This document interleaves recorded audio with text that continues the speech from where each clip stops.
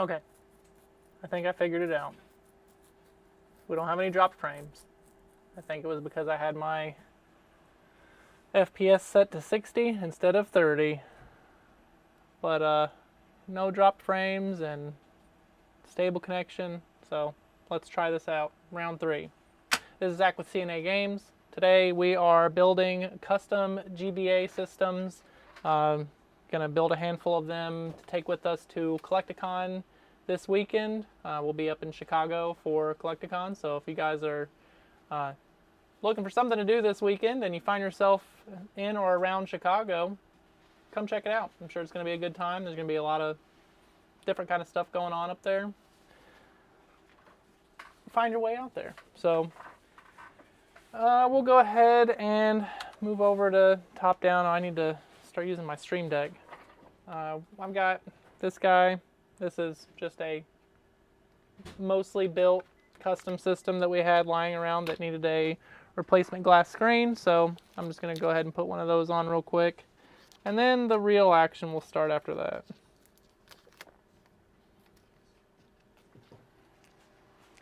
What, Lincoln?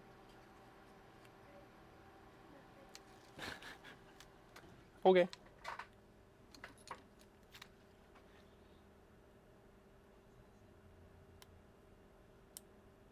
I'm gonna peel this off without touching the screen. Pain in the butt to do. Alright, there we go. We're gonna keep this facing down. Hit that with some air. Should be able to just drop this in place.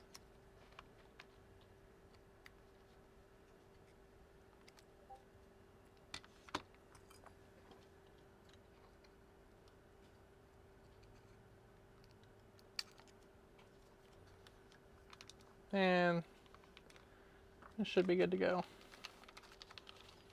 This one doesn't have all of the fancy stuff that we're going to be doing to the rest of them, but it does have the backlit IPS screen.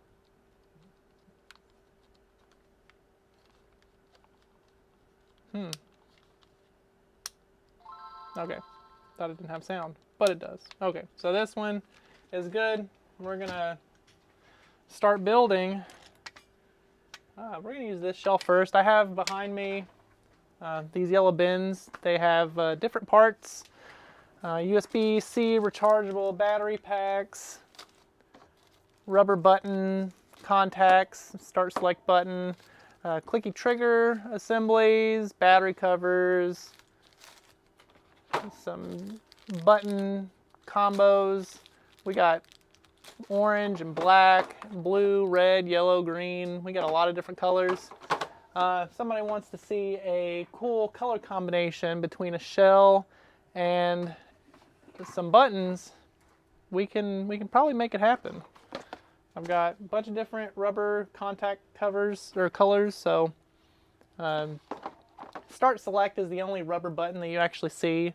The rest of them just sit behind the buttons. But we have red, black, orange, white, clear, this kind of pastel blue, teal, I don't know what to call that. We have some blue, green, soft touch black, and then some orange and this purple. This purple is going to be the first one that we build in. Before we can build, we have to disassemble. So what I do is systems that we take in that don't have, or that aren't really in good condition, we're going to take the motherboard out of this, harvest the motherboard, and put it into this system. I did forget that I also need my IPS screens, which they're right in front of my face. Okay. Most important thing, box IPS screens. Before we go too far into building this, what I should probably do, and I don't even have the back cover to do it with on this one. I'm going to take this one's back cover.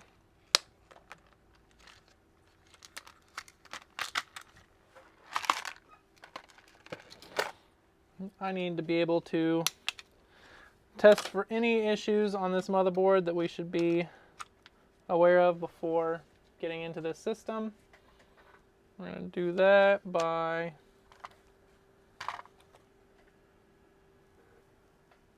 well, I thought I had some AA batteries here, but I guess I didn't. Let me get some AA's real quick.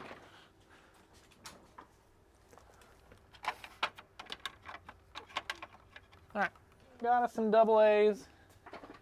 The major things that I'm going to be testing is making sure that it reads a game, making sure that it has sound, and making sure that the buttons work in some capacity.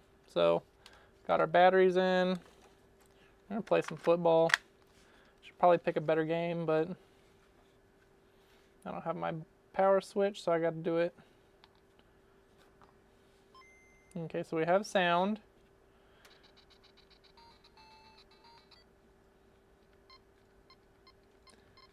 Yeah, so the buttons, they probably work, they just need to be cleaned.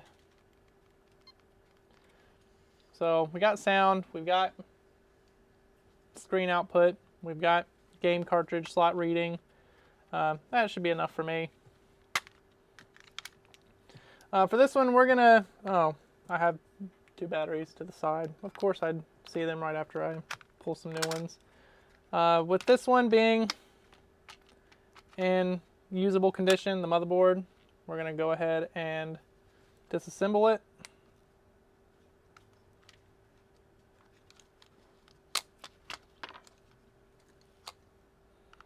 It's been a while since I've built these, so gonna have to ease myself back into it. Hoping, planning on being here until 7, so hopefully we can get a good 2 or 3 of these done. I have a bad habit of keeping all this stuff, even though we'll probably never use it. So before we get into doing any kind of work, we're going to start with a clean working surface. Clean up the button contacts, really the most important part to clean. Nothing else really matters.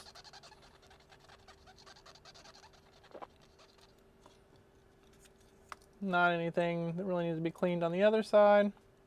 I need 200 for a buy, please.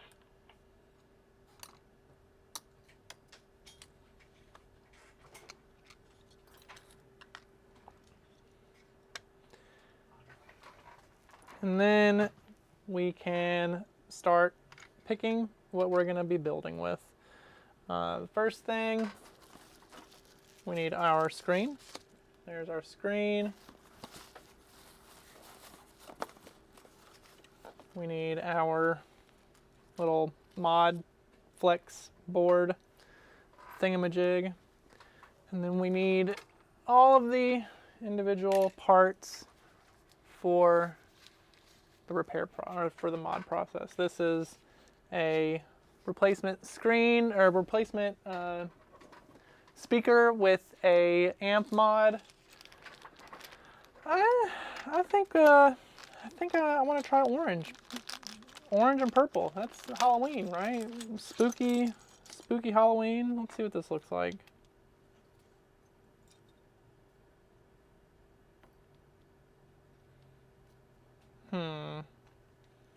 Orange and purple. I'm sure somebody out there likes orange and purple as a color combination, so that is going to be the buttons that we use for this one. This will be our Halloween themed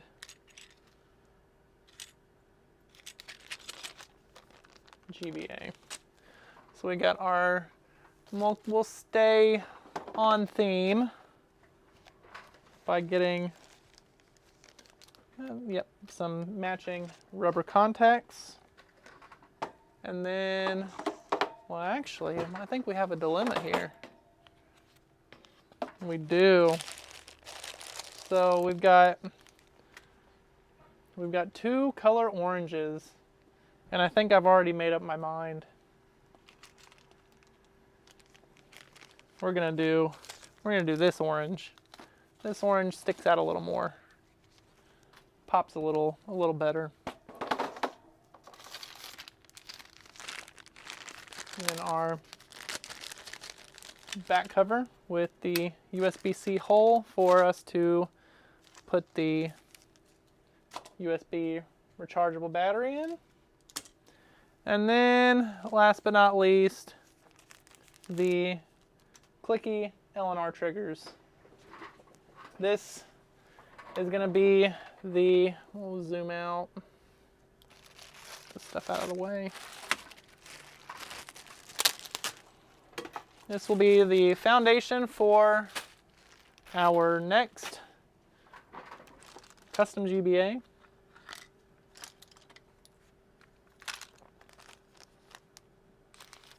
We're going to start by doing the motherboard work that needs to be done.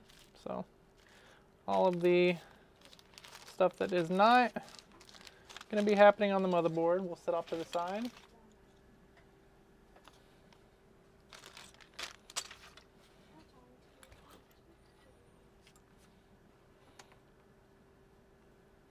All right, so we've got our motherboard.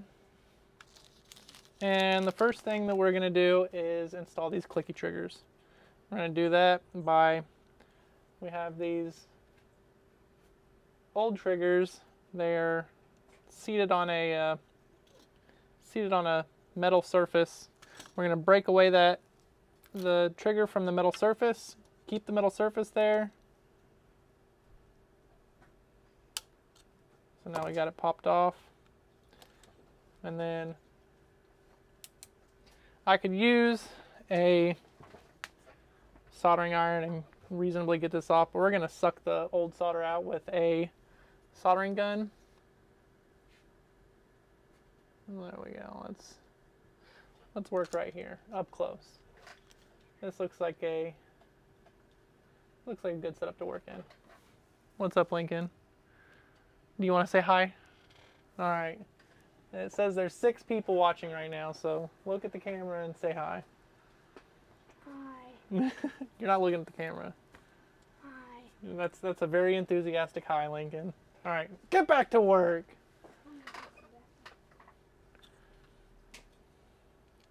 That's my son, Lincoln. He's hanging out at work today, pulling cards out of binders that we bought. He's a hard-working boy. All right.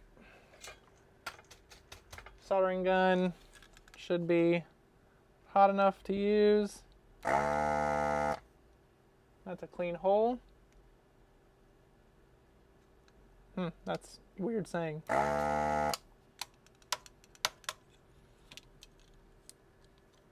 Now we have one trigger out.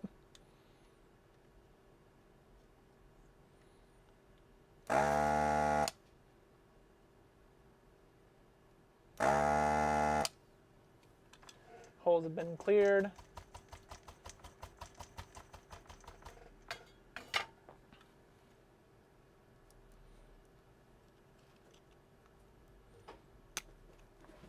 Now we have both of our triggers out. We can install our new triggers.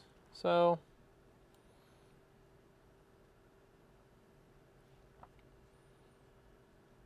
there's 4 contacts on these, but you only need 2 of them. So we're gonna break off one side.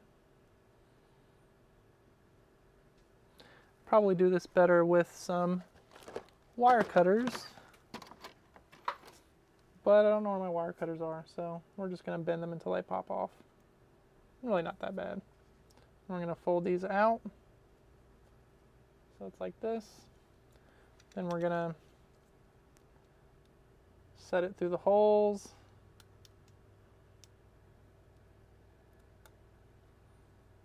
And then once we solder it down, it should stay in place with no problem. So we'll get one leg soldered.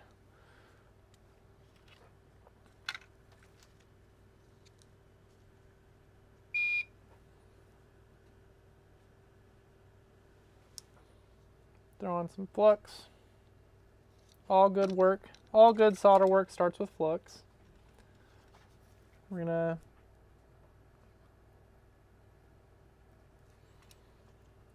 tack down one side.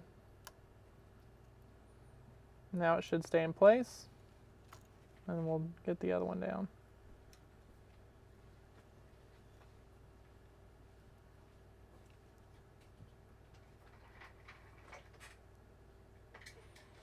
All right, there is one side done.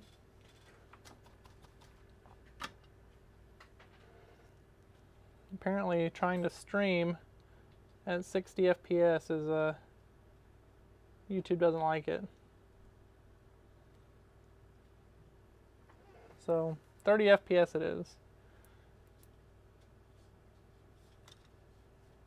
Either that or our internet isn't good enough. One of the two.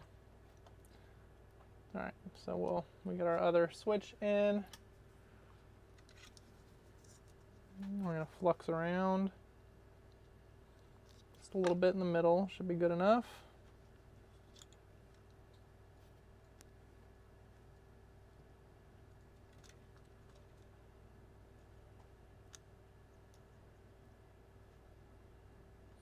Got it tacked down, and now we can get the other side.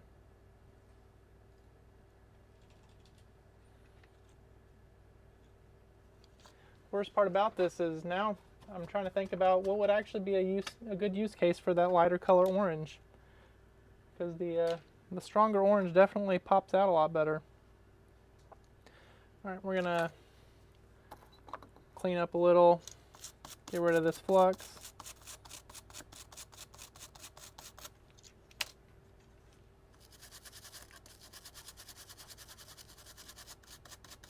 All right, there we go. So our clicky triggers have been installed. And the next thing that we're going to do is install the speaker amp mod.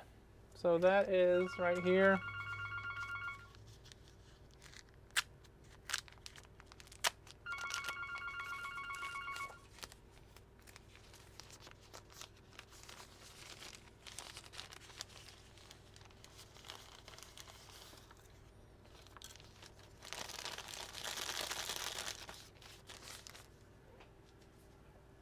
So we have the replacement speaker, we have the speaker padding, and then we have the clean amp speaker amplifier. I actually need to pull up the wiring diagram for that. Let me take care of that real quick.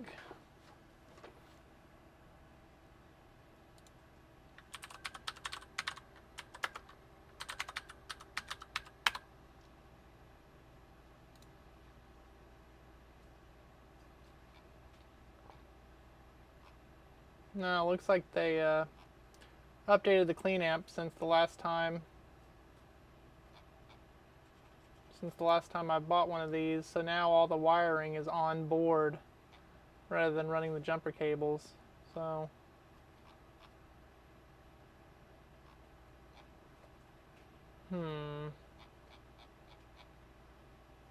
wiki.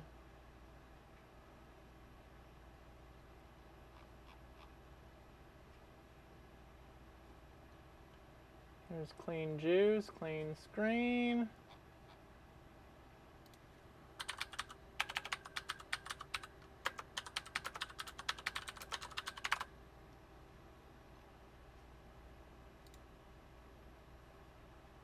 Okay, this is what I needed. This is the older version. I'm assuming the, so it was in the, and we're gonna do the normal. So I am monitor. I'm here on Retro6's wiki. This is going to be the setup that we're going to be using for the speaker installation. We're going to go with the normal. I have louder on mine at home, and honestly, normal's better. That's my bias, and that's what I'm going to set these up as. If someone really wants to, the barrier to making it louder is just bridging these two connections. Well, 4 connections. This is unbridged, and this is bridged. So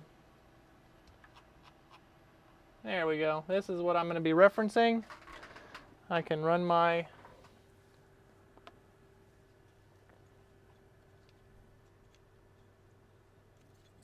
we're working right here. I could have swore there was a additional piece of work that I was doing to these. The clean power, something like that. Well,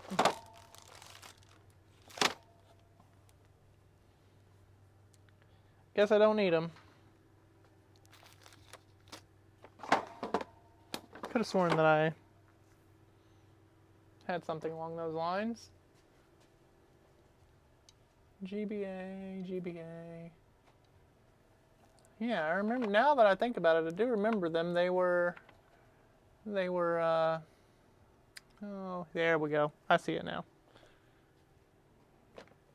It'd be a pain in the butt to get to, but the GBA power cleaners.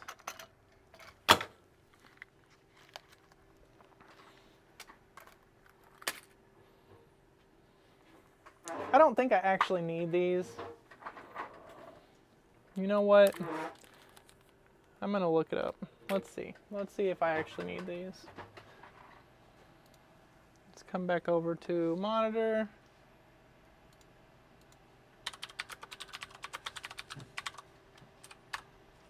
And this was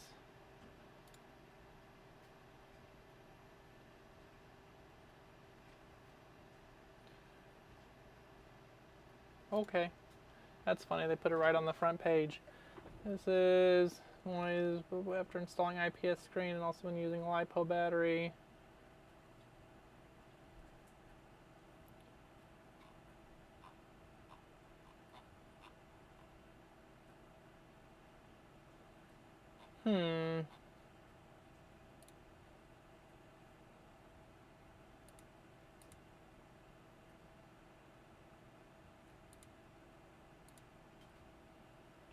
Well, they're easy enough to install that I'll go ahead and do it, but I don't know.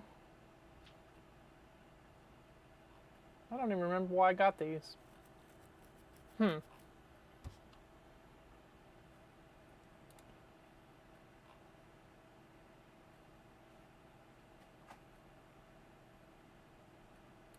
let's see if this is anything simple or similar. Clean amp. Nope. Alright, well, we can go ahead and throw it in. We have, looks like 5 of them. The barrier to installing is not very high, so we'll go ahead and install some. Why not? At least till we don't need them anymore. Before we do that, though, we're gonna, one thing at a time. We're gonna start by desoldering our old speaker.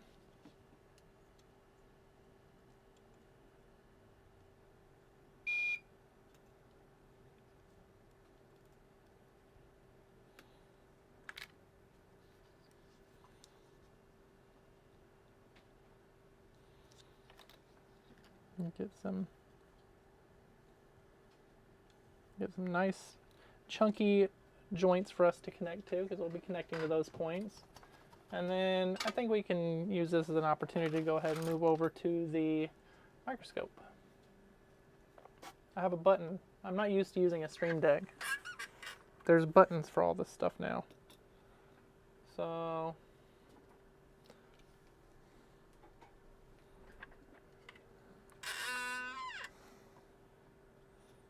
all right, this is our work area.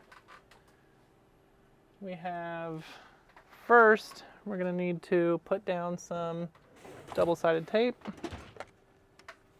I really need to work on this setup.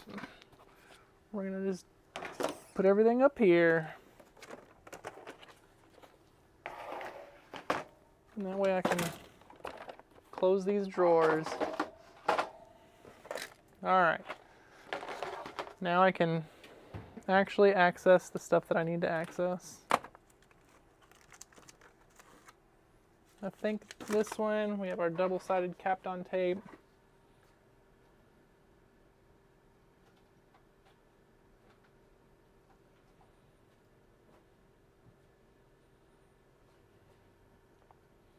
I need to make a little cut.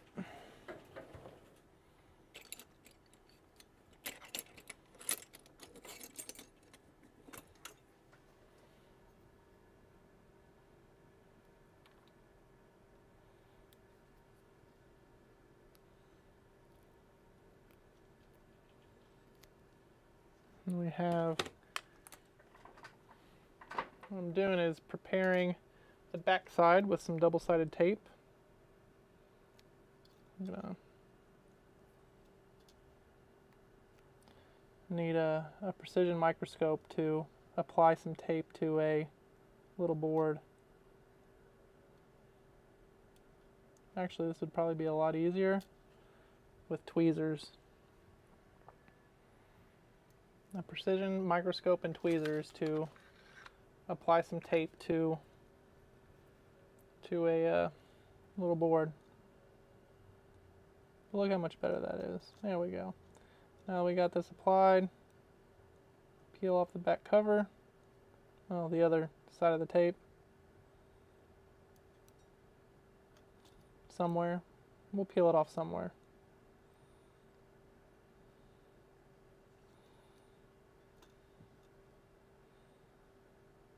Unless this stuff just had double-sided tape on it the whole time, and I'm not aware of it. We did it? Oh well, too late now. Alright, we need rotated. And it's going to be just like this. We need the number, this little 4 contact exposed.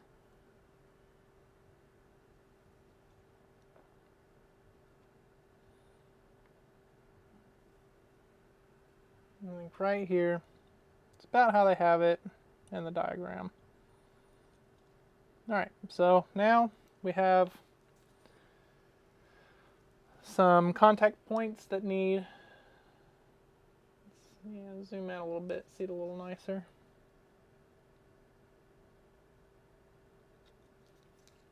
Get some flux and use some finer thread solder.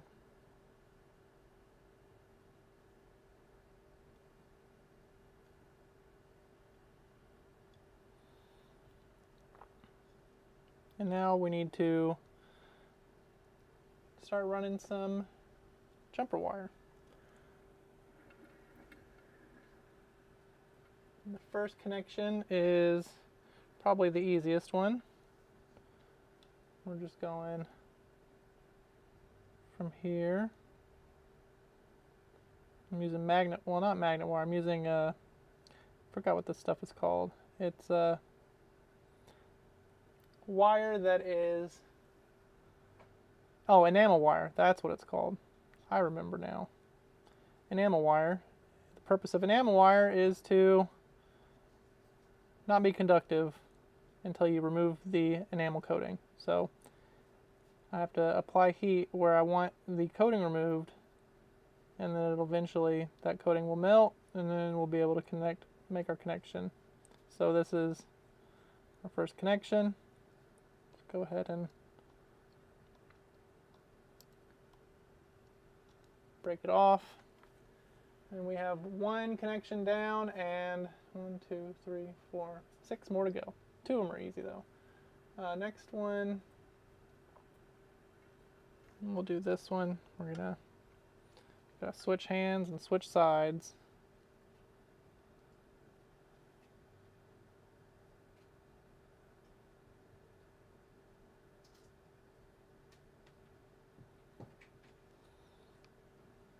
That one is being connected there, and then that is going up to S1 up here. Actually, with this little kink right here, I think I'm just gonna redo this.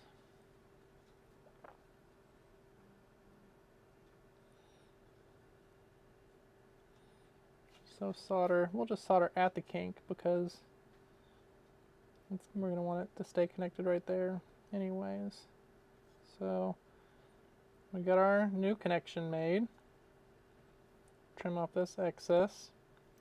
And then we run it to S1 now.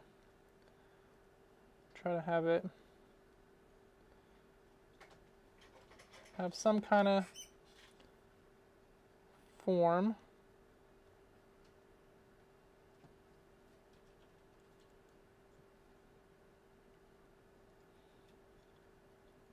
And we shouldn't have to worry about what's going on with this wire because it has an enamel coating to protect it.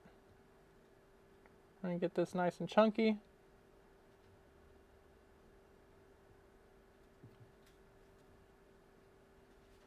Not bridge stuff.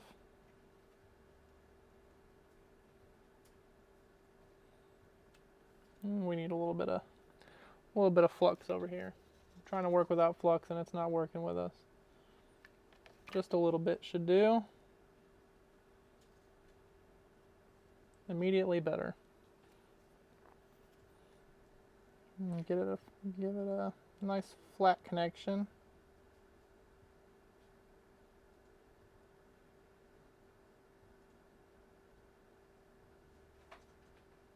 Alright, there we go. Now we can break off this excess.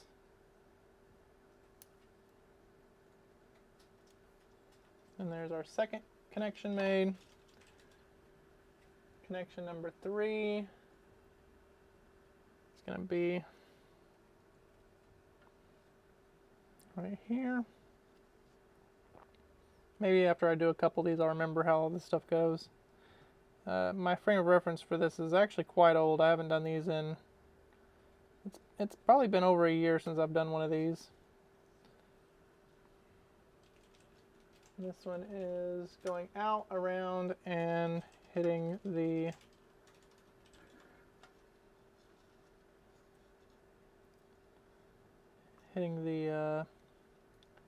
headphone jack.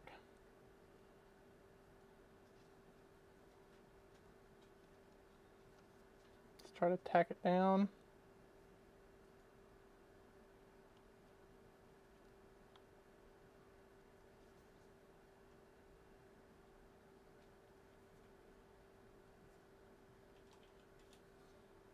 Loose to get it in place.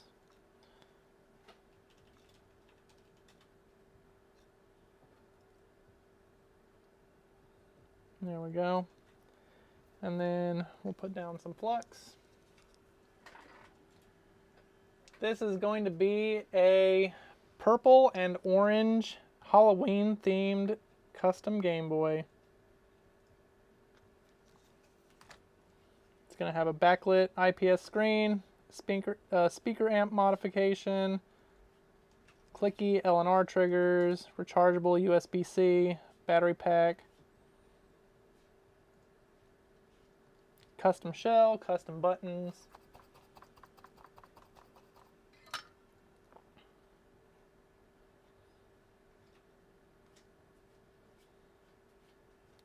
Alright, now we have our second connection made. We have two more that are, I guess, I wouldn't call them difficult, but two more that require some amount of work, and then the speaker itself. So, this next one, we're connecting right here.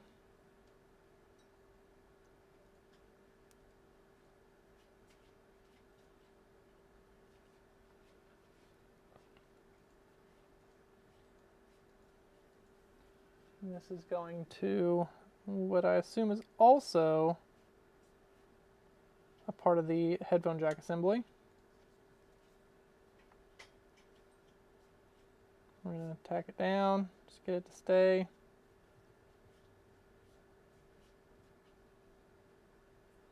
Actually, now that I see what's happening, it would probably...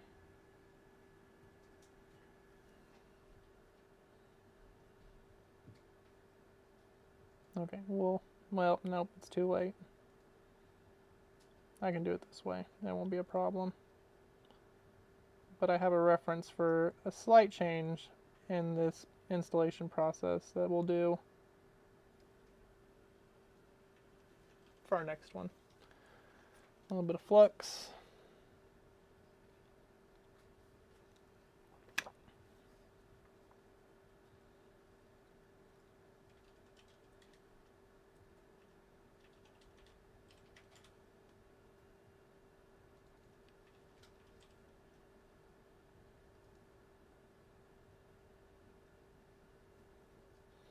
Now we have our next connection finished.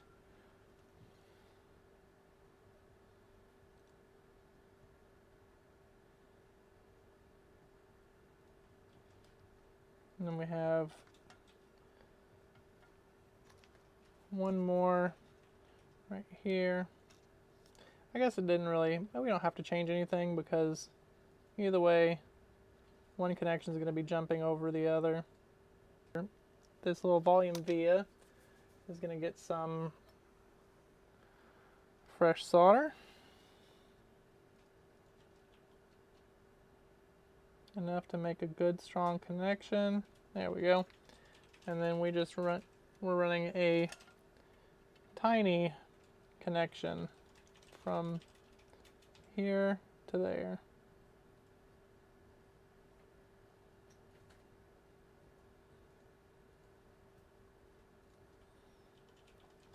And we'll use some tweezers to help with this part.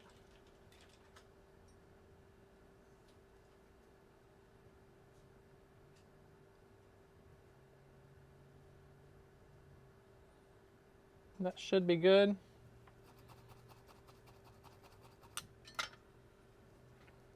Now, one thing we need to do just to make sure that our wire is working correctly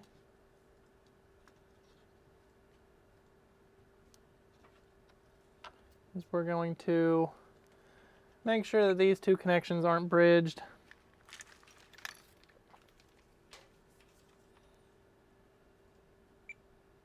Nope, they're good.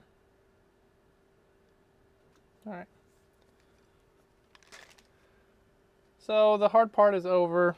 Next is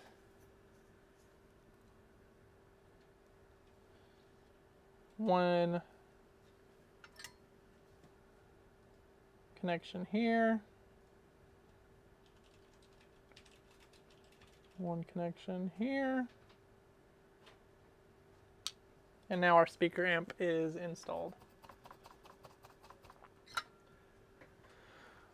Now we can move into the power cleaner. Again, I don't even know if this is necessary, but it goes right here. We're just gonna tack down these solder points, hit them with some flux.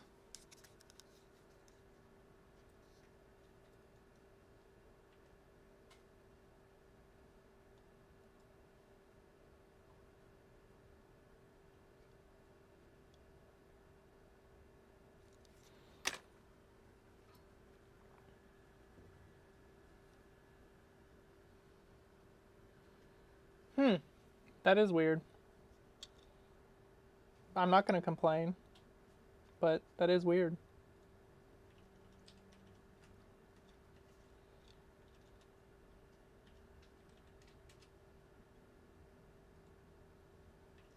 I remember these. They were a pain in the butt last time.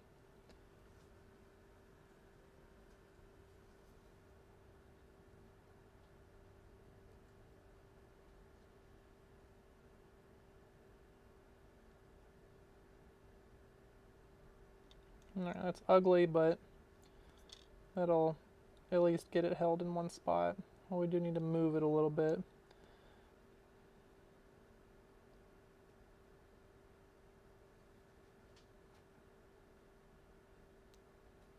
It's a little Hershey kiss, but at least for now everything is tacked down the way that we need it to be.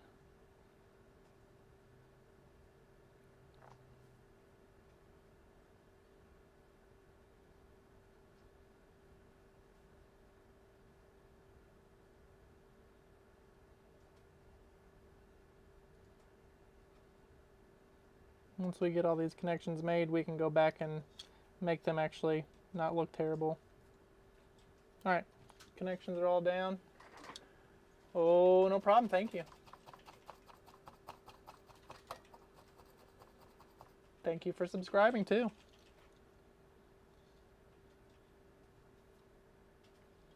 It's a big bulb, but it's a good big bulb. We're gonna let some flux do some work for us here.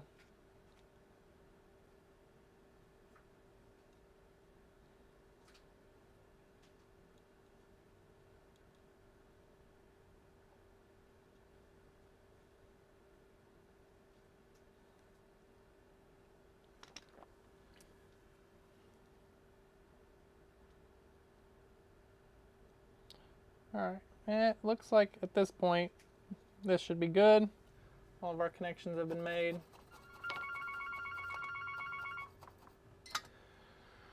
So that should be the most of what we need to do on the motherboard. We can move back over here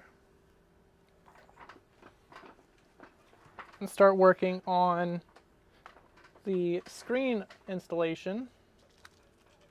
So this is an older model wiring, I guess, what do you call this? The flex. They keep updating these as, I guess, either newer technology or something comes out. But this flex has accommodations for the two different size flex connectors that you'll see on the GBA. So this one is our bigger one here. So we just lay this flat on the backside of the screen. This is the screen we're going to be using. The best way to do this is to kind of try to speed run getting both the glass lens and the screen installed, so there's minimal time for dust to interact with your screen.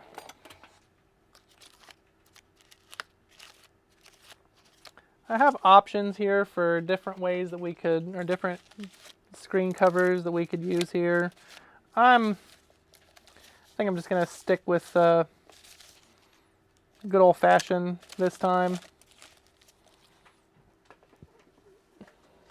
Just a regular black with the silver foil lettering. Again, we could get fancy, but we'll cross that bridge later. Right now, I just want to get one made. So that's what we're going to do. We're going to make one.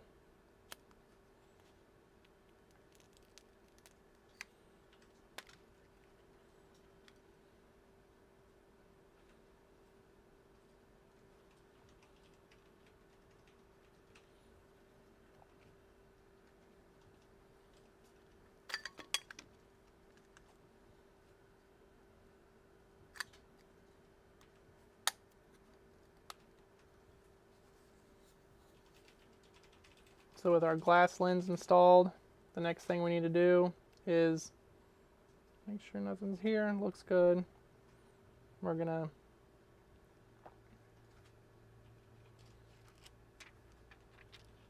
peel, and I'm missing something.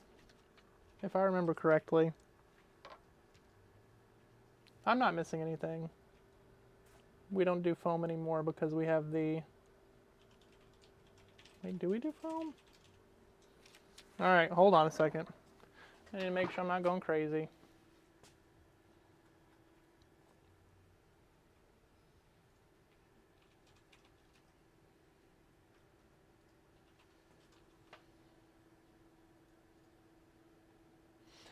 I don't think I'm going crazy.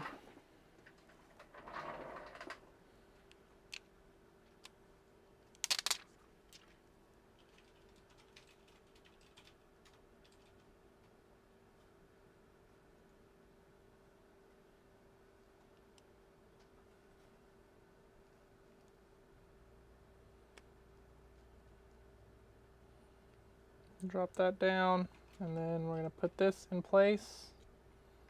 If I remember, it goes like, yep, there we go.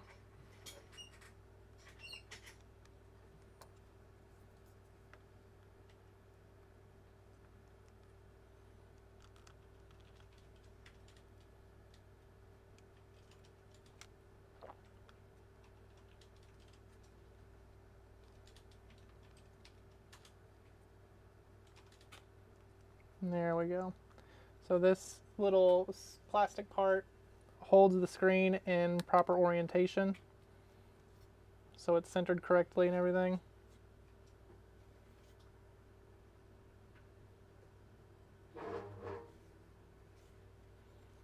And now, so we know this is the side that we need, and this will set right here. We can just tuck this in.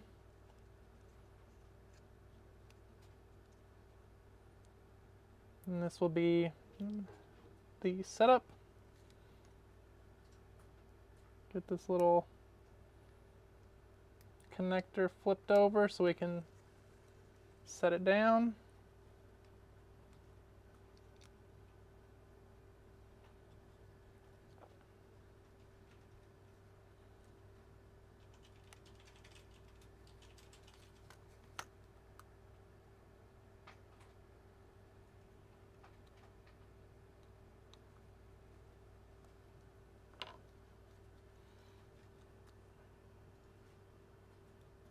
You know, it would be easier to just take it out and then do it like this.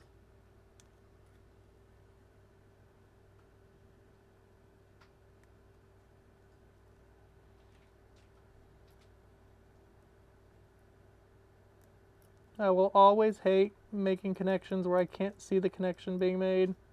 I'm gonna have to feel it. But our connection is made.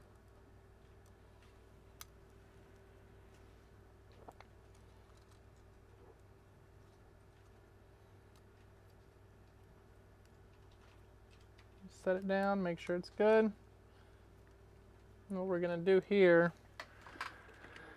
put down a little bit of double-sided tape.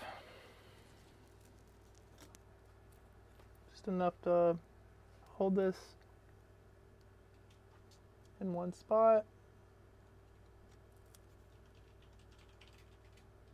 All right. Get our knife and cut it up.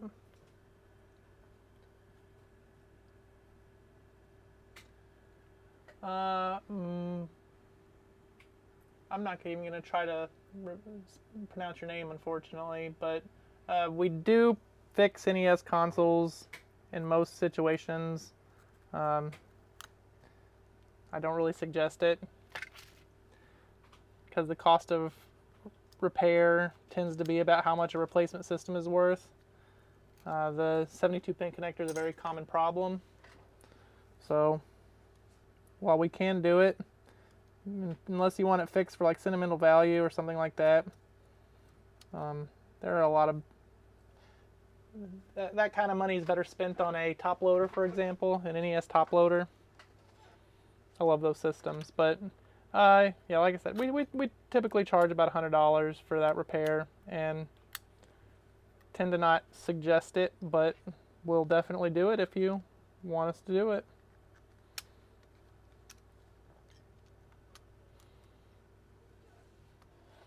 So we're gonna tuck this under there. That'll keep it out of contact. Now we are going to need to solder to these points here. We'll cross that bridge in a little bit.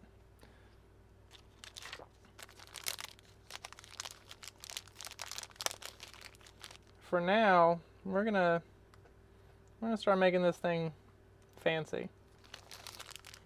Put down our rubber contacts and start select. You know, I'm doing this and then forgetting to put down the buttons, which need to be in place first, but I like to do stuff out of order. R to L, L to R, well, right, because we're working backwards right now. D-pad, A, B, B, power switch, power switch.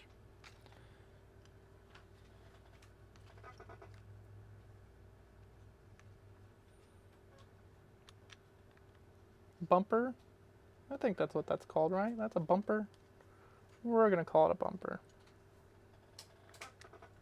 We have our bumpers installed. Now,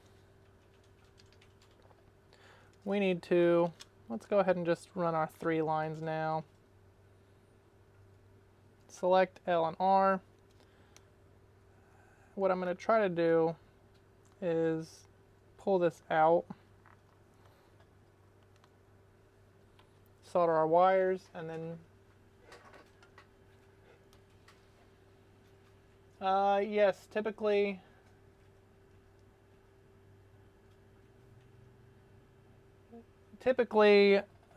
newer systems, non-handheld systems, unless they're like the newer higher power handheld systems, will have some form of thermal interface, typically a thermal paste. Like the PS5 uses liquid metal, which is kind of the enthusiast grade cooling solution, or typically was. But like even as old as the original Nintendo didn't have anything like that, and I don't even think that the Super Nintendo had anything like that. But once you get into the Nintendo 64, they started using thermal pads on the chips that generated more heat, and over time we like 360. Not so much the PS1, but the PS2, the 360, PS4, Xbox One, all those, they all have some form of thermal interface with a big heat sink that keeps everything cool, a fan to blow away excess heat, or the heat that's generated. We're gonna solder 3 wires. You know what? They gave us these nice fancy white wires. We're gonna use these.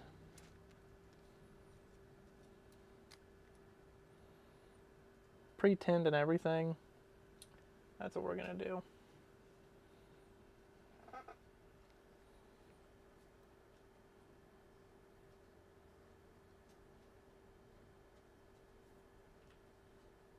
Actually, I'm doing this, but I should probably just go back to being under the microscope so I can see these little connections easier.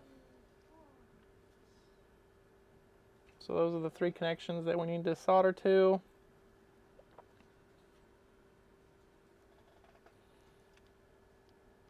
Our L button. That one's good. I can change my... There we go. I'm over here not using the right light settings. Gotta have this looking good for both of us. Select L and R. I do at least remember where select goes on the motherboard. Let's get R soldered on a little nicer.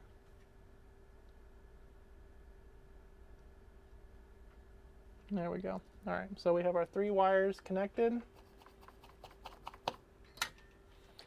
Now, let's move back to overhead. Oh no. We're going to have to set this correctly.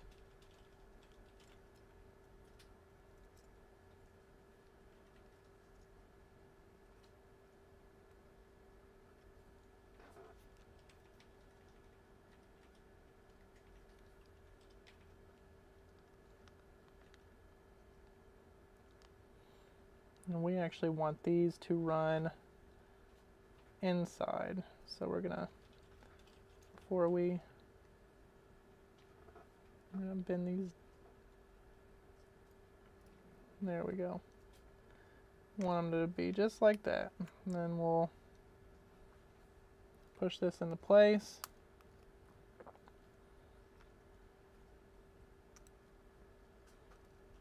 Lightly pull these guys.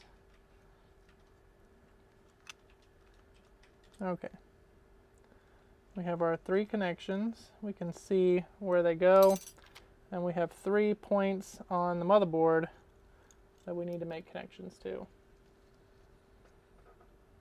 I like to do it like this, upside down, and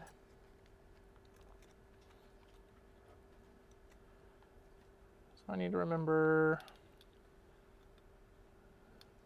Okay, so this is R.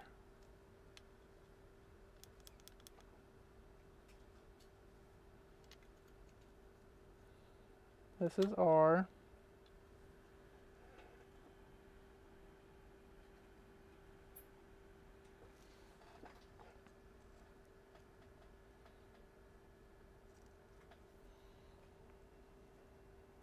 R is not that one. R is this one. Okay, so let's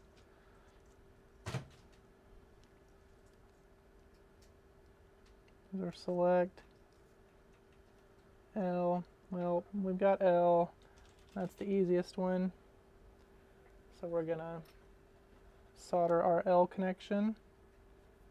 Again, probably better to just do this under the scope.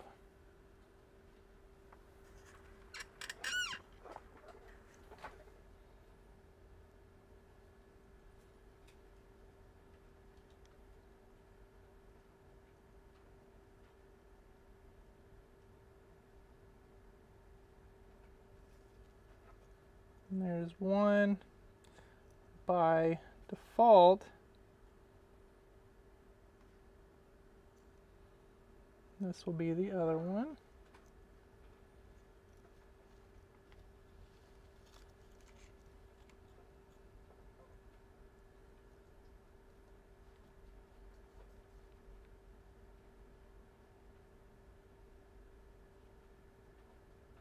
Come on, solder, melt.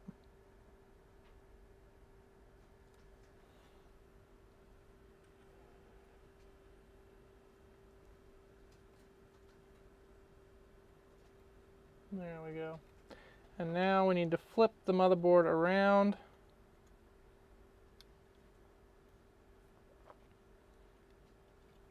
Solder our last connection to test point 2. If I remember, TP2, right there. So we're going to put down a little bit of flux.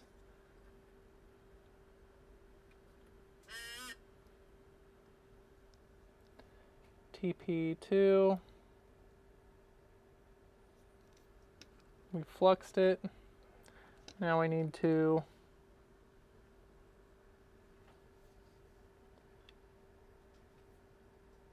solder to it.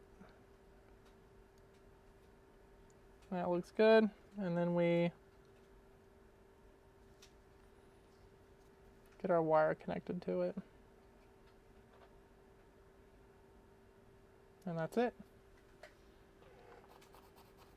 So now we can move into what's hopefully the more entertaining portion of this setup.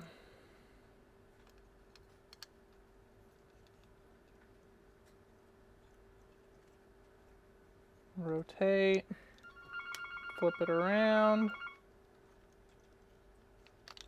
drop our little speaker. No, our speaker, what would I call that? Speaker foam spacer? There we go, spacer. The foam spacer, that's exactly what it is.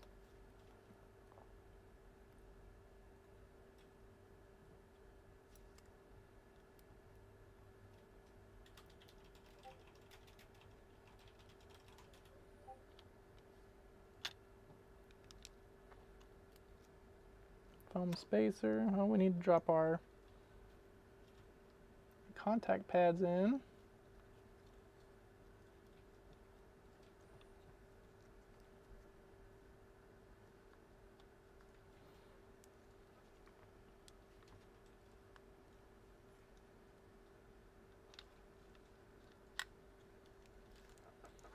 And then we gotta get our speaker dropped into a good spot.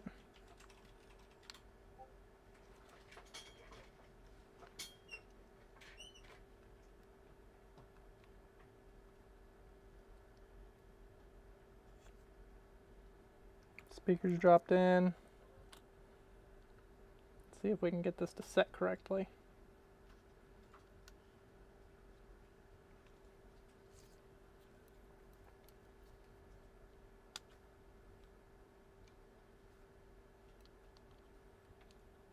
I think yeah, it looks like it's setting good. So let's try to flip this over and get it connected.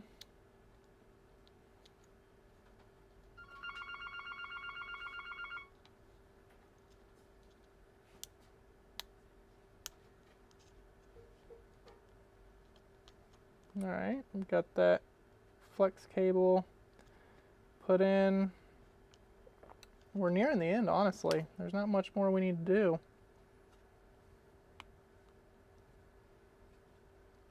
What we can do, actually I'll go ahead and screw it down. Did I not? I could have sworn I also had spare screws with this, but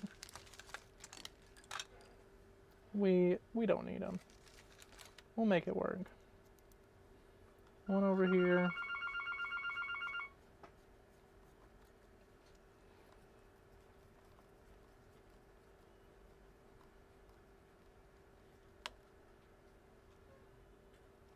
And then I'll pretend like I know what happened to the other screw right here. There we go.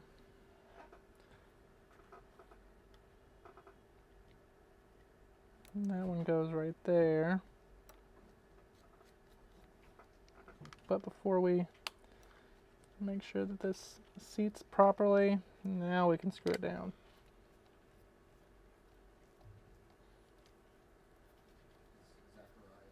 What's up? The supervisor from Beachmont Community Center is calling to see if we want to set up a table. Beachmont Community. Yeah, right by. Yeah, my house. Yeah. Cardinal Gaming and Repair, this is Zach. How can I help you?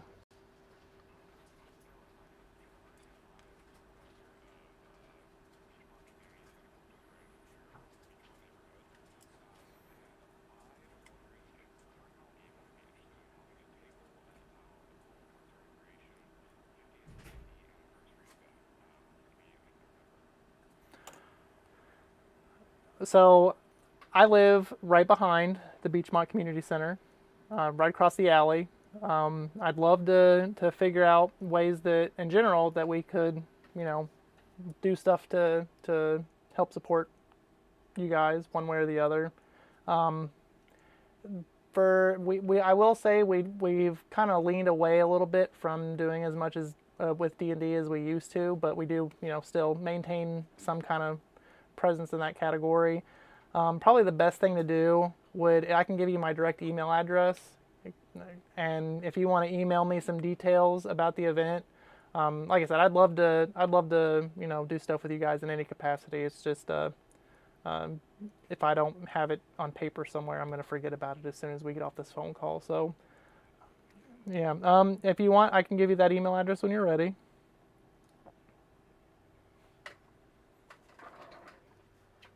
It is Zack, it's ZACK, at C Charlie, N Nancy, A Alpha, Games, GAMES.com. So that should be Zack at CNAGames.com.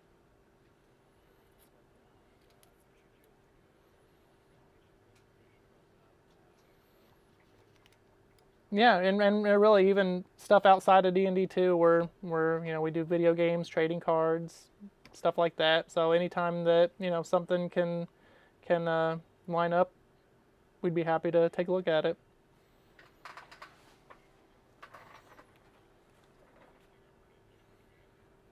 No, haven't brought anything over. I've worked out in the gym a couple times, but that's about the extent of it.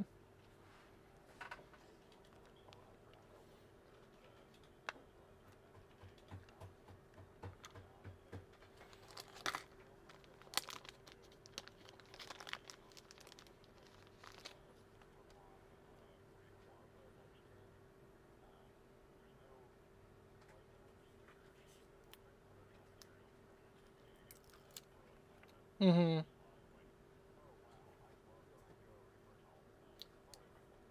Yeah. Yeah, I think we gave those away previously. I can't remember what the context was, but yeah, it was like, hey, if anybody can find some use for these, we'd be happy to donate them to whoever could use them. So, I mean, we end up with stuff like that all the time. So, I mean, any other times that I can't think of, how we could use those currently, but yeah, but at least typically like with things like that, we'll like put little goodie bags together, fill them up with stuff, and yeah, yeah, or like trick or treat and stuff like that.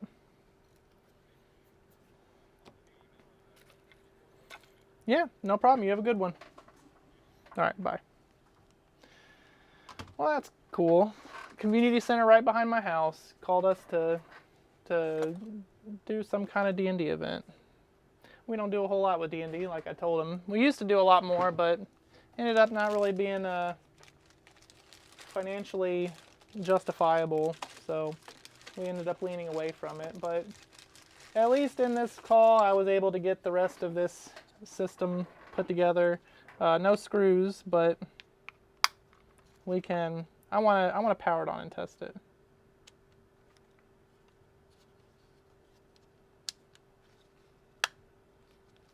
Oh, and I forgot my little LED button, so we still got work to do. Not powering on. Maybe it's dead. These batteries have been sitting around for a long time. But okay, let's try again. Hey, there we go. Now we got volume. We got audio.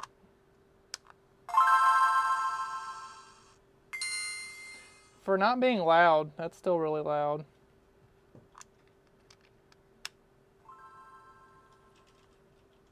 So we need to replace our little clear LED filter, or diffuser. That's the proper term for it, if I remember correctly. Okay, so battery's just dead, need to be charged, but at the very least, this kind of gives you a rough idea of what this system's going to look like. A nice strong purple with orange buttons for some spooky Halloween themes. Man, I really like how these clicky triggers feel.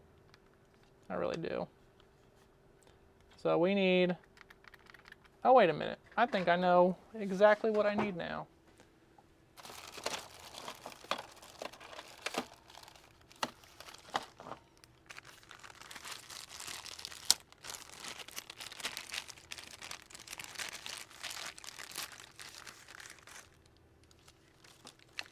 This little pack should have an LED diffuser and screws. We're just gonna steal from one to fix another. All right.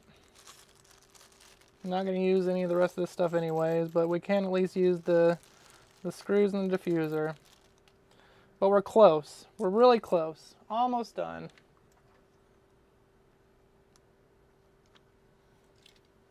See if I can.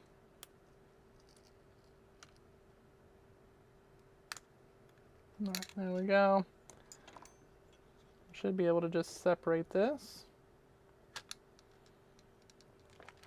So what we need to do is put in our little LED diffuser, and then we can button this up.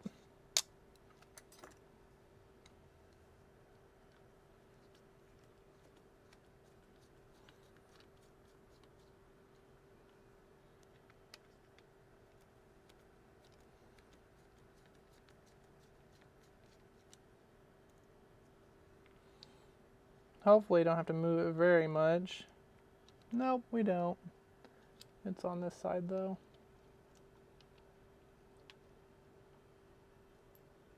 Diffuser, diffuser hole, drop it in, and now we're good. So we have our LED diffuser back in place.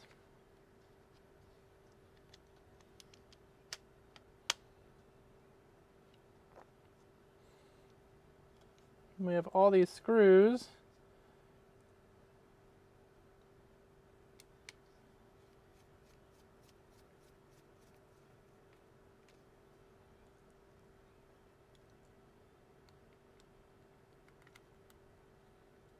Oh, this is gonna be a nice looking system. A good, oh, well, that's actually the wrong screw. Where's my tri-wing? Here's my tri-wing.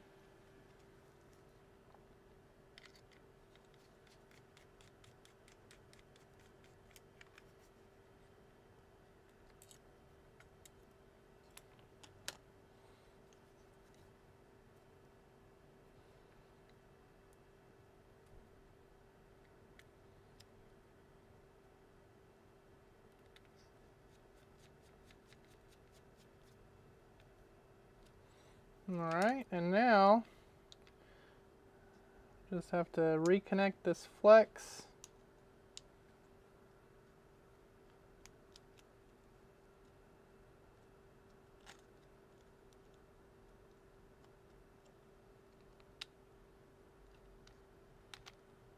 Alright.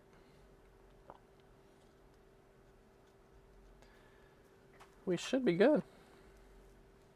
Buttons are all, let's make sure that the buttons feel good. Yep, buttons all feel good.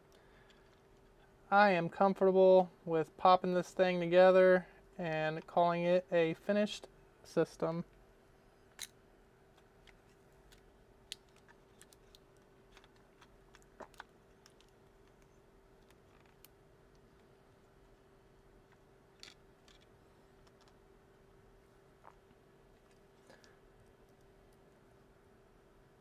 Oh, they even made these tri-wing just so they're still a pain in the butt. How nice.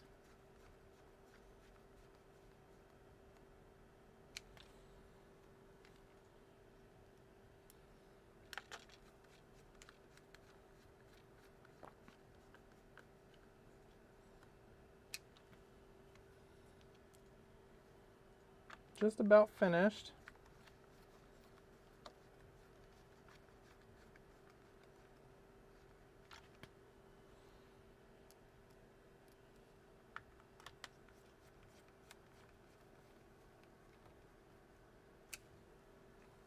Two screws remaining, and these are both Phillips. One right here.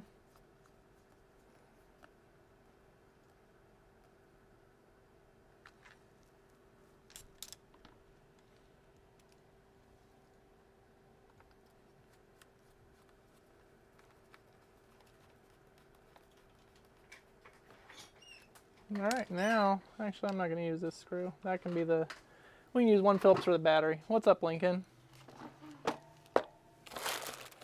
Are you working hard? Yeah.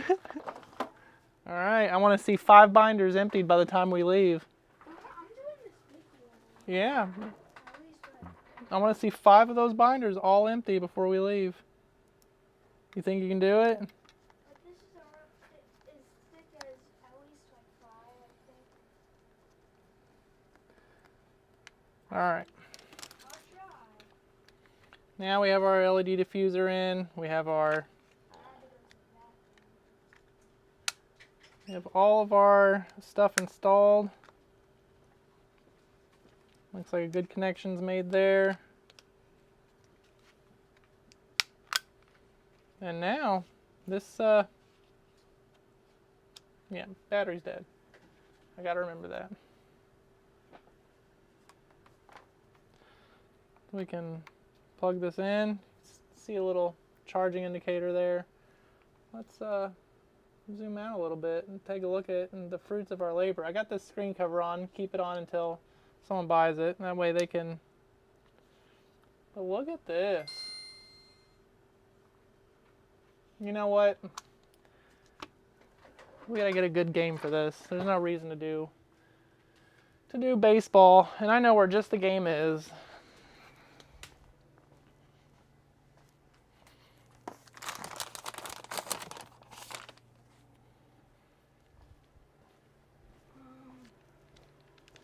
We got this copy of Pokemon Emerald. We can see what a good game looks like in a good system.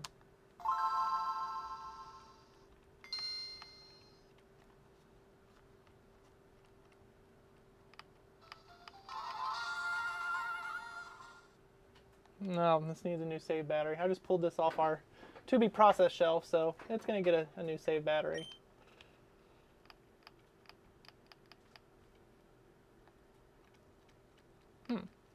This button is not responding the same way that this one is. We'll have to look at that. Oh man, Ian's out here. All right, Ian, we're gonna poke through your.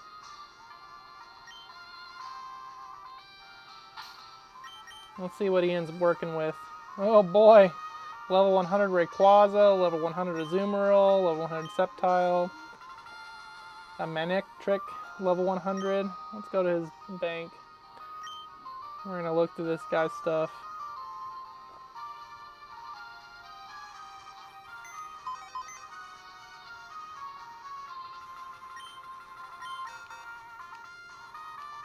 Man, this guy has slow text turned on. I hate it.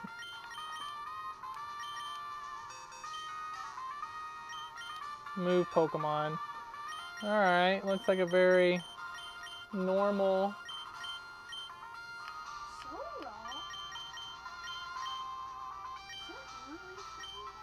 This is Pokemon Emerald. The Whale Lord. Not really a whole lot of Pokemon.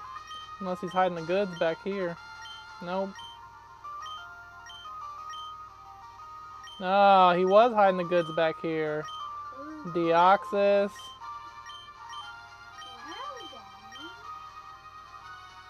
Ho-Oh. A level 100 Leon. Or Linoone. I don't like Gen 3. Alright. That was fun.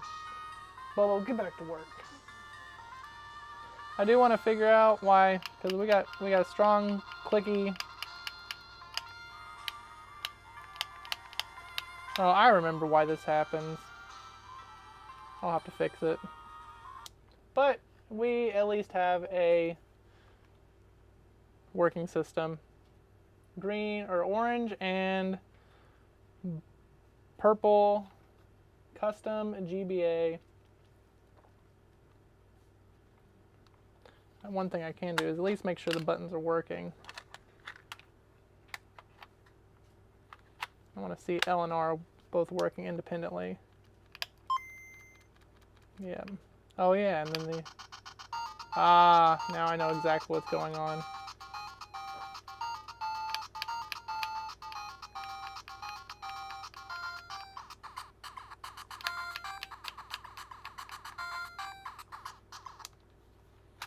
Alright, we're going to have to look at it a little bit more. The first thing that I'm pretty sure is the problem is probably going to be the actual L and R connections. I forgot they'll both have to be on the same side, and I had them soldered opposite sides, so we're going to not swap the L and R connection, just fix it.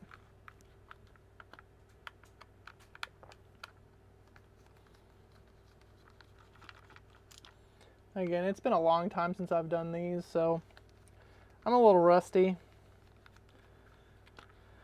But we need to get into a good habit of having these kind of systems available when we go out to conventions, because people are very receptive to them. Reasonably so. They are very good looking systems.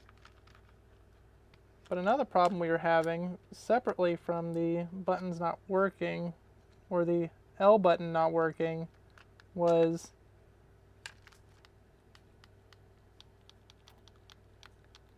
so I think that's probably a pressure screw issue.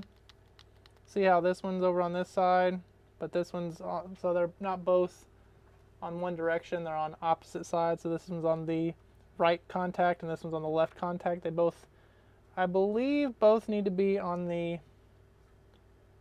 I'll just look it up.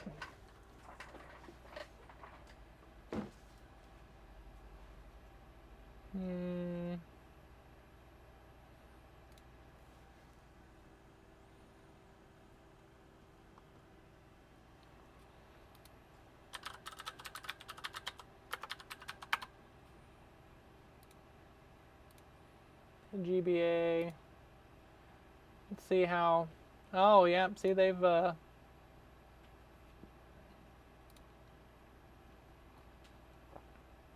updated their kit again. So now the screen is one assembly. I like that. I actually prefer that. Yep. Laminate panel, no dust, more real. Yep. Gonna have to invest in some of these.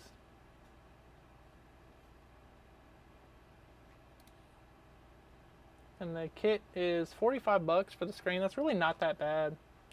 I think I paid a little bit less for these, but we're not gonna have dust. But this is definitely this is better because it gives you the, well, first it gives you both flex cable options, and that's nice. And then these flexes are probably more resilient too on the screen itself. Yeah, I'm gonna have to burn through the IPS screens that we have so I can move over to this setup, because that's nice.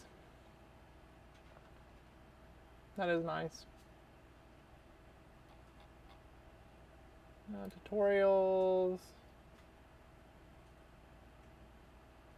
We don't need the 3.0.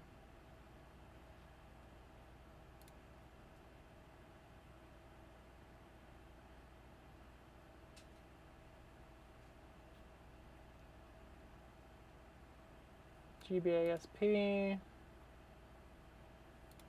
There we go.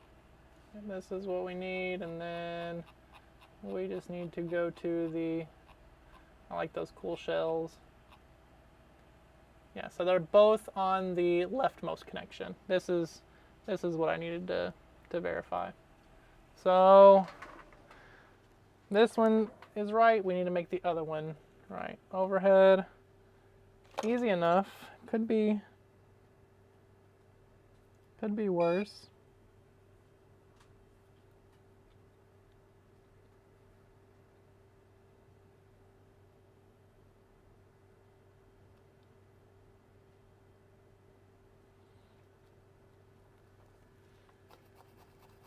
And now when we reassemble this, I should be able to also fix the problem of the buttons not clicking correctly by just not screwing down the screws so tight. Give them a little room to breathe.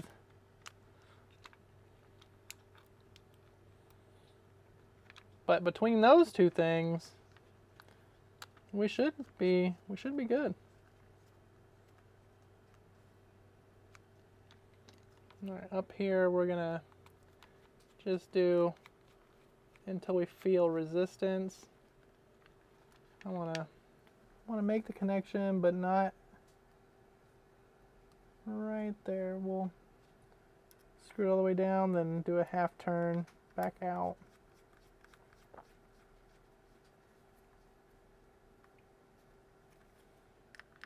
Hey, well, nope, now L isn't working again.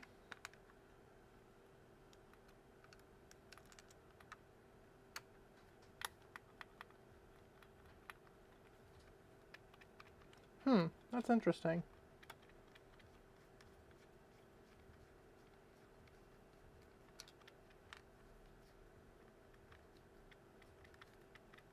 Yeah, so both of these screws are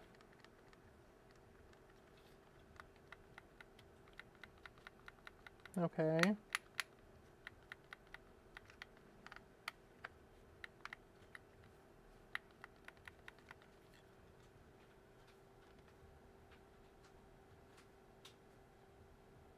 Yeah, it shouldn't have to worry about that much flex.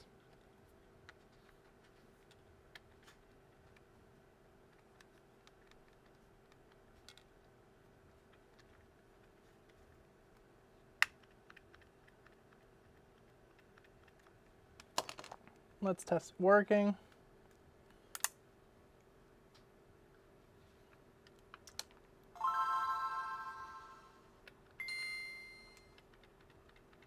There's the wire down and up, so that just died. Battery's super dead. So we at least know that all the buttons and everything are working. I want to get this L and R trigger issue worked out. I'm going to see. There's not a whole lot we can do in this setup. I'm going to see what we can do. I think one thing that we can do is flare out the metal contacts. Not the metal contacts, but the metal, I guess it's a spring. It's not really a spring, but it acts like one.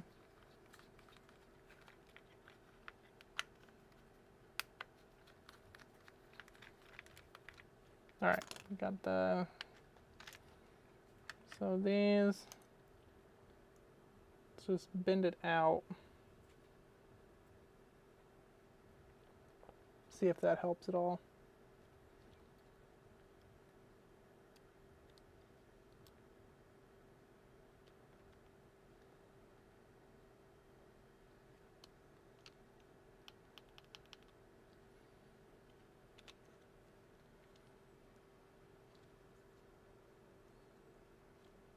And get some nice pressure against.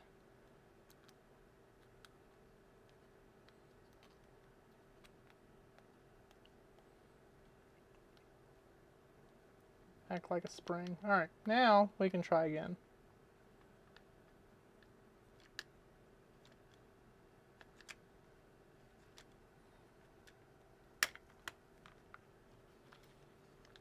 So we want to emphasis on this top area. What's up, Lincoln?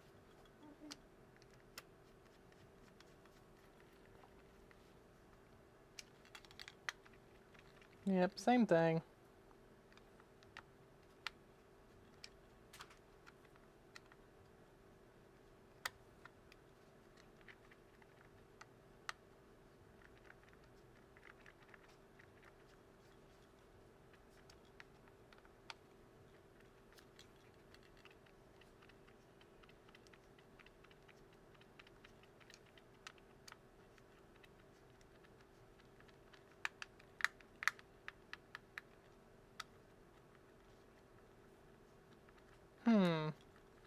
Maybe I'm finding a design flaw here. Because with pressure, contact's not happening. But without pressure, it's working exactly like it's supposed to. So that's strange. I don't know if this is specific to, well, no, we don't want to put Phillips there. I don't know if this is specific to this shell. Maybe it's a shell issue. I don't recall this being a problem on other installations. So there's one more thing I can try. And this might actually be the solution here. I'm going to try loosening the connection from the motherboard.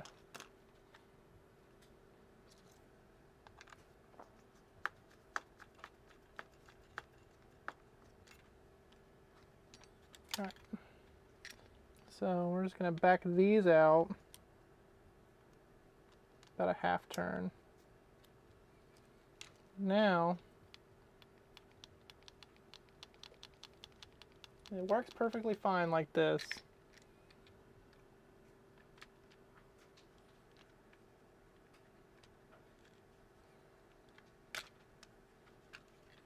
Now pressure. Yeah, still not working for some reason.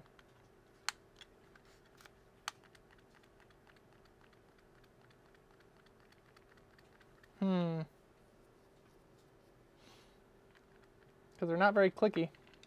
They're only clicky when you don't have them screwed in.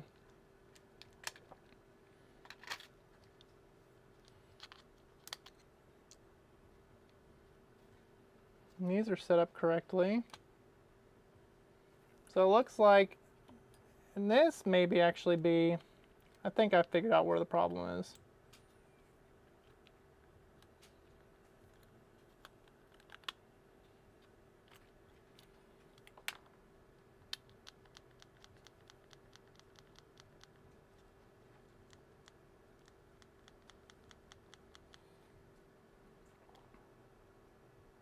So the positioning of the actual trigger itself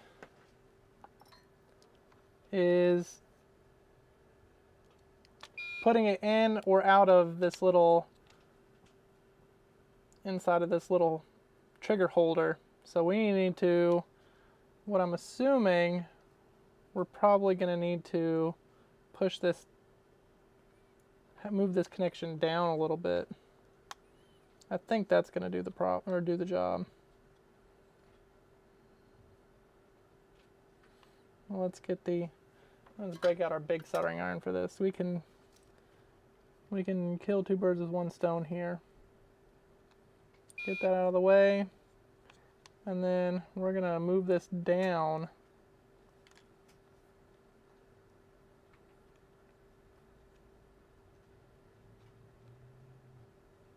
See if I can touch both of them at the same time.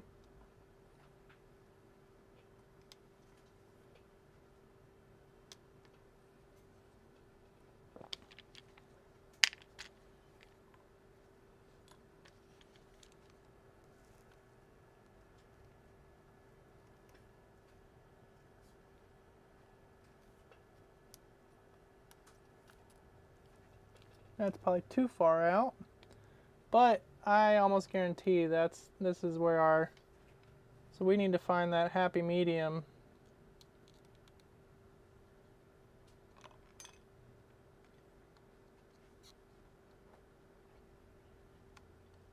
Let's try right here. Put a little bit of, it's about the same amount of match space as the little metal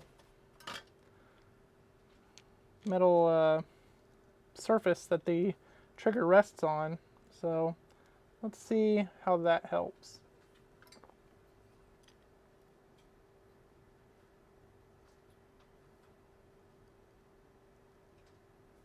Get that reconnected.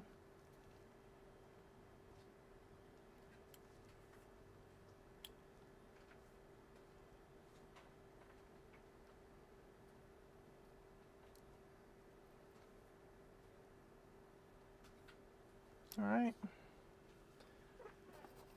This will actually, well, I learned something today then, because I almost guarantee that's going to solve this problem. Get this one out of the way. So, if you can see, if you look behind the, let's see if can I zoom in on this? The switch, the actual switch is sitting closer to the motherboard than the metal surface behind it. I'm almost guaranteeing, oh, I got a phone call. Salsa.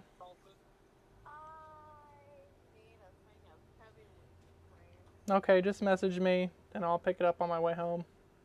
What time are you planning to get? I'll be done in just a second. Okay. All right.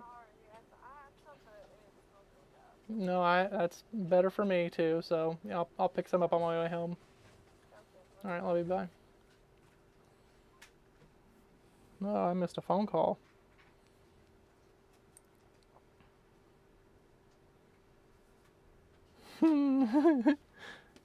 Okay. So we're gonna, if you can see that space, the little metal surface behind this trigger switch, we're gonna match this to that, or at least try to.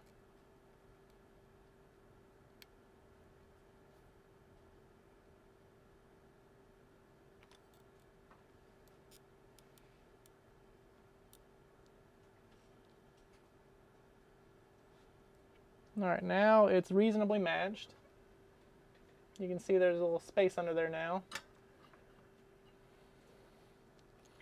So we're going to reassemble this, and if my theory is correct, oh man. All right, well, I burned the plastic on this a tiny bit. We're just going to replace it. That's what we have extras for, until we don't have extras.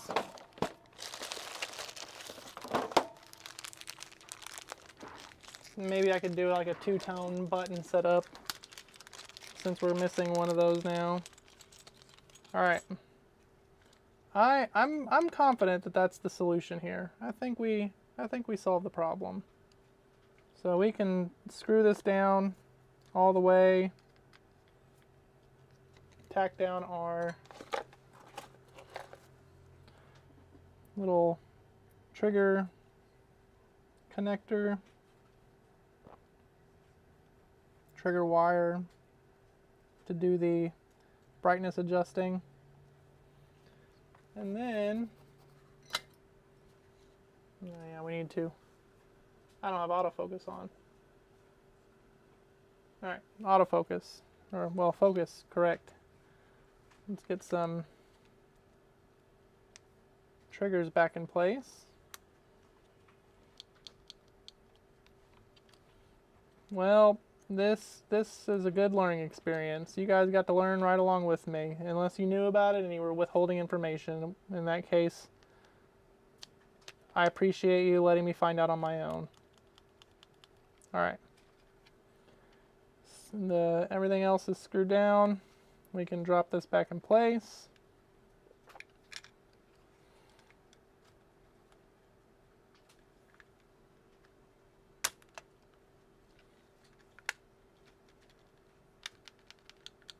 And it, yep, of course, it works. So, lesson learned. When replacing clicky trigger switches, you need to align the switch to the metal surface behind it.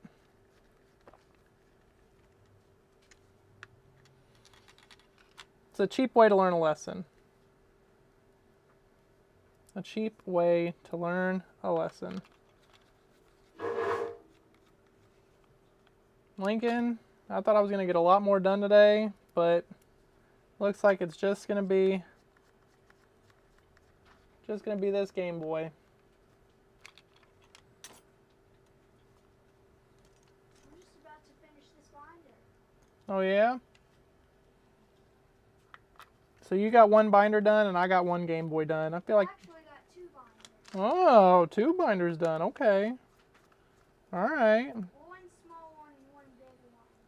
I think this big one is at least like 2 binders at least. Yeah. Well, Is it time to go home? it is about that time. I'm gonna flex this a little bit.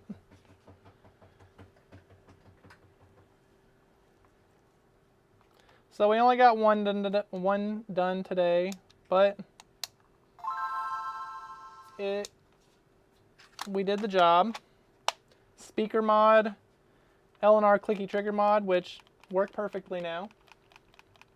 That's great. That's exactly. I think I might even need to do this to my own at home. Clicky L&R triggers. Nice button shell combination. Celebrate spooky season. Rechargeable USB-C battery. IPS backlit screen.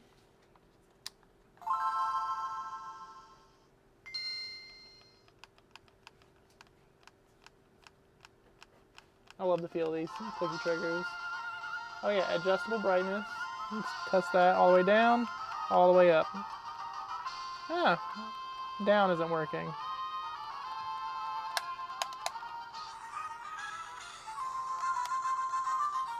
Is L working? Man, I swear I'm going to keep finding little problems with this.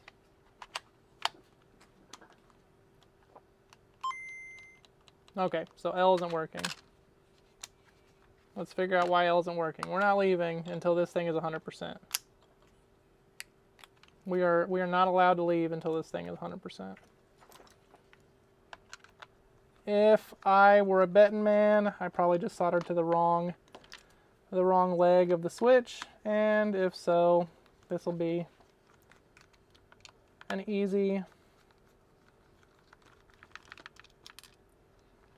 My goal was to assembly line this and do like 3 of them, and instead I'm getting 1 done. But it'll be a fancy one. And this will, assuming I can get it and show it working 100%, this will be available for sale on our website. If someone wants to buy it before it goes to Collecticon. Are you excited to go to Collecticon this weekend, Lincoln? Yes. What are you going to do? I want to see if they have some good stuff.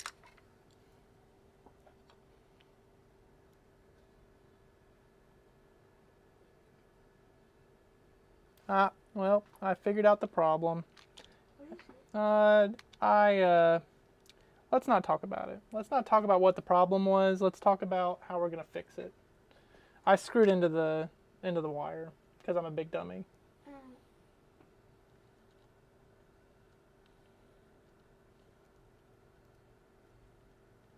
You get all excited and then You messed up. mess up. Yep.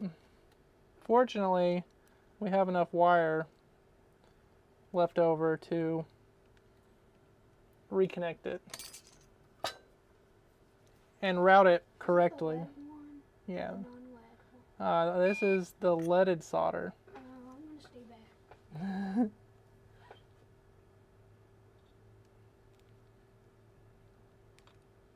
All right, now we got. Also, Dustin's gonna show me how to solder with this soldering kit. Oh yeah. All right, let's go to the scope. Make sure we have a good connection here. We're gonna give this joint some extra detail. All right.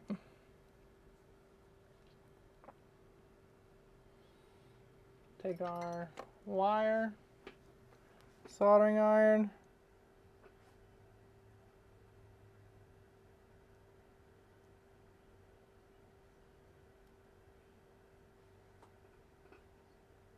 Now we have our connection made, and we've routed it to where it doesn't come into contact with that screw hole.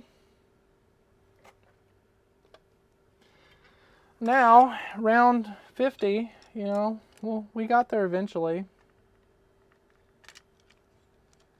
There's gonna be another problem. Don't say that, Lincoln. Why would you say that? Why would you put that evil on me?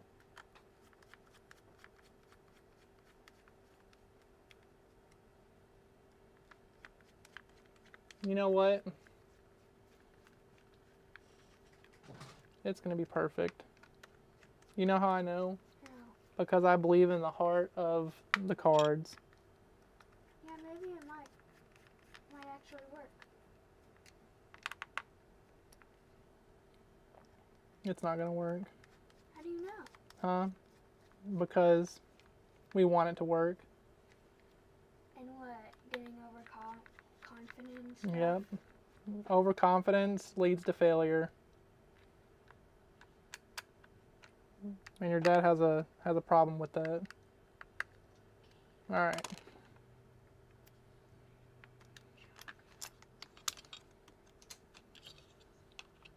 So we need to test cartridge slot, screen, buttons, adjustable brightness.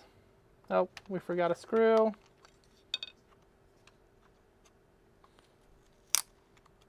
We're gonna get there eventually.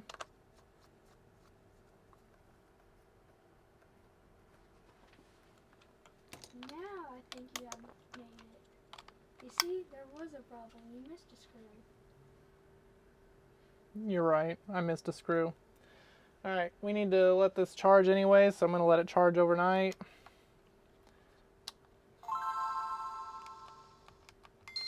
Buttons are working. Select, brightness down, brightness up, brightness down, brightness up, brightness down, brightness up.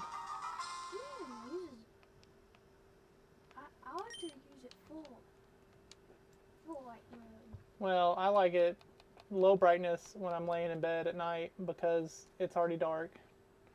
But yeah, I think we're good at this point. We got our adjustable brightness working. We have our clicky LNR triggers working. We have all of our buttons working.